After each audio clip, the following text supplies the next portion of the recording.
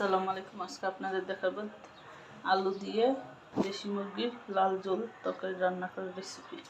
আমি দিয়ে নিলাম, দিয়ে এখন লবণ, সামান্য একটু হলুদ, সামান্য একটু মরিচের গুঁড়া আর দিয়ে দিব একটু সয়া সস পরিমাণ দিয়ে দেশি মুরগিটা আমি ভালো করে মেখে নিব। আর এইভাবে মেখে আমি 5 মিনিট রেখে দিব।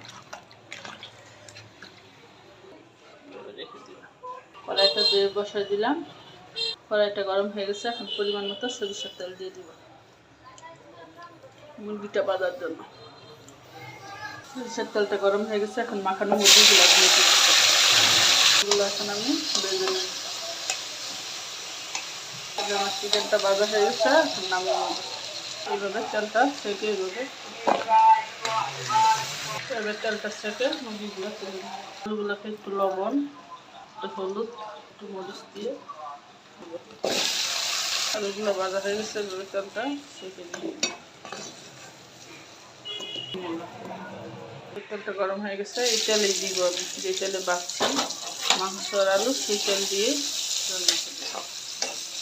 পেস্টে আমি হালকা লবণ দিয়ে ভেজে দিই। আমার পেস্টটি ভাজা হয়ে গেছে, আর পেস্টটি খুব বেশি আমি ভাজবো না। তোমার মতো রসুন বাটা দিয়ে দিব, ওটা দিয়ে দিলাম পরিমাণ মতো। জিরা বাটা দিয়ে দিলাম পরিমাণ মতো। পাখি দিয়ে দিলাম 1/2 চামচের কম, তাই আমি মরিচের দিলাম 1 চামচ, দিব 1/2 চামচ। গরম পানি দিয়ে দিব মশলাটা কষানো। তেজপাতা, লং, এলাচি, দারচিনি দিয়ে দিলাম। কষানো হয়ে গেছে, এখন ভাজা মাংসগুলো দিয়ে দিব। দিয়ে নাড়াচাড়া দিয়ে ঢাকনা দিয়ে ঢেকে দিব। মাংস কষানো হয়ে গেছে, আলুগুলো দিয়ে দিব, দিয়ে সামান্য কষিয়ে নিব।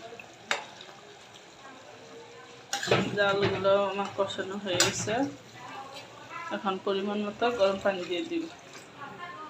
সামান্য একটু লবণ দিয়ে নাড়াচাড়া দিয়ে দিব, দিয়ে ঢাকনা দিয়ে দিব। এখন নাড়াচাড়া দিয়ে জিরা ফাঁকি দিয়ে দিব, 3-4টা কাঁচামরিচ দিয়ে দিব।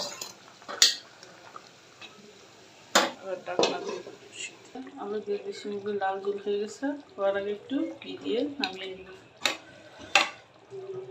হয়ে গেল আলু দিয়ে দেশি মুরগির লাল ঝোল রান্না করা।